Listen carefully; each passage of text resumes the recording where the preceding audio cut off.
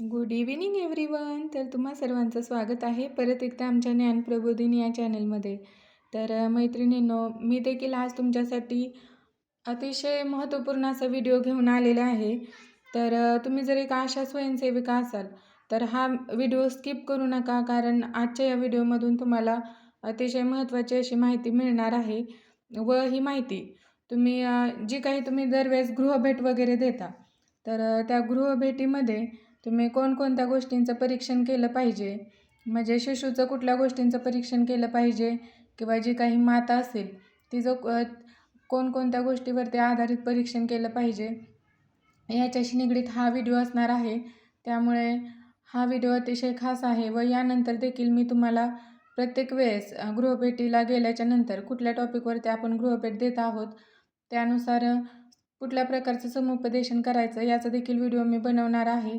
त्यामुळे ज्ञानप्रबोधिनी या चॅनलवरचे व्हिडिओ पाहत चला तर मग आता ज्या टॉपिकवरती आपण व्हिडिओ घेणार आहोत त्याच्याकडे वळूयात. तर बघा, आशा स्वयंसेविका गृहभेट कोणत्या गोष्टींचे परीक्षण महत्त्वाचे.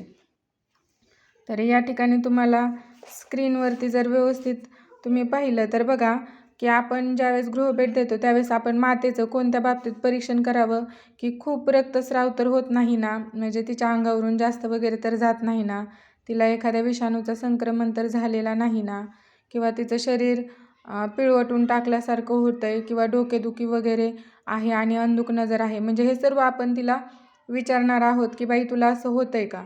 त्यानंतर बघा, रक्ताची कमतरता किंवा रक्तक्षय, त्यानंतर स्तनामध्ये गाठ आणि वेदना, सूज आणि संक्रमण, तिच्या स्तनामध्ये गाठी वगैरे आहेत का, किंवा स्तनांमध्ये वेदना वगैरे होत आहेत का, हे देखील आपण व्यवस्थितरित्या तिला विचारायचं आहे, किंवा स्वतः परीक्षण करून देखील आपण या गोष्टी पाहायच्या आहेत. त्यानंतर बघा, सूज आणि संक्रमण, तिच्या अंगावरती सूज वगैरे आहे का, किंवा एखाद्या गोष्टीचं तिला संक्रमण वगैरे झालेलं आहे का.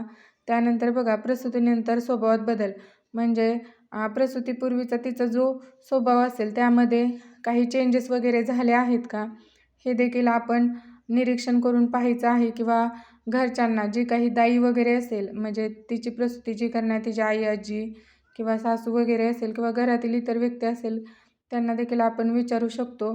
त्यानंतर घाणवासाचा स्राव, म्हणजे जे अंगावरचं वगैरे जात आहे त्या मातेचं, त्याचा घाणवास तर येत नाही ना, किंवा प्रसूतीनंतर खूप प्रमाणात रक्तस्राव वगैरे तर झालेलं नाही ना, या सर्व गोष्टींचं आपण परीक्षण करायचं आहे. हेच टॉपिक धरून तुम्ही HbA1cच्या विजिट देखील देता, व त्यामध्ये आपण मातेचं परीक्षण या आधारे केलं तरी देखील तुम्हाला चांगला रिझल्ट सापडेल.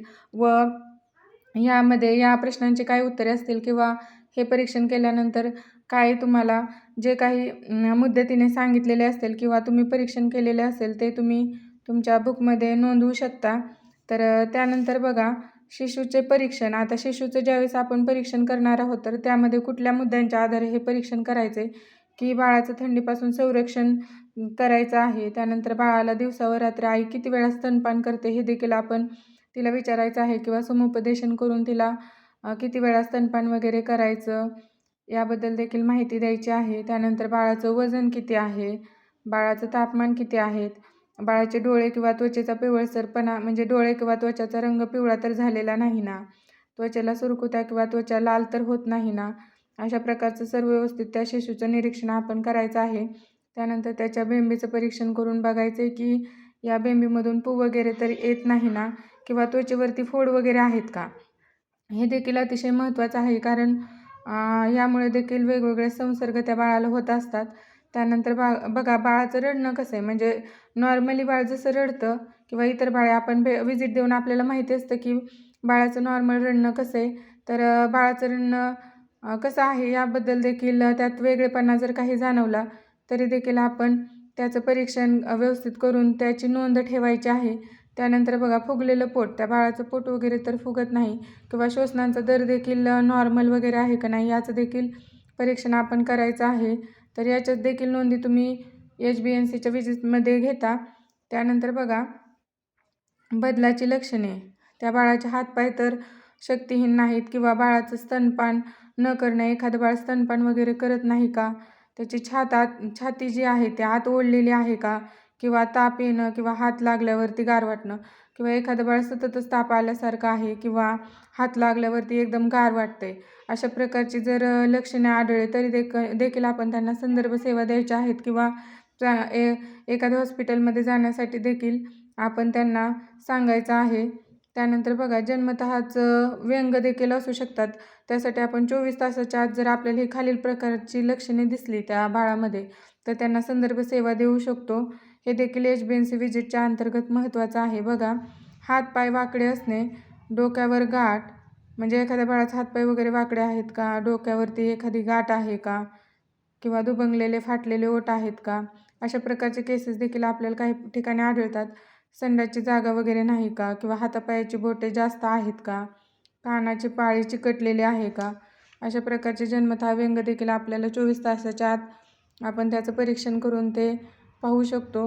अशा प्रकारे हा जर व्हिडिओ तुम्हाला आवडला किंवा गृहभेटीमध्ये तुम्ही कोणत्या गोष्टींचं परीक्षण कराल हे जर तुम्हाला समजलं असेल किंवा अशा प्रकारच्या आशांशी संबंधित उपयुक्त व्हिडिओ जर तुम्हाला हवे असतील तर आमच्या ज्ञानप्रबोधिनी या चॅनलला नक्की सबस्क्राईब करा. धन्यवाद.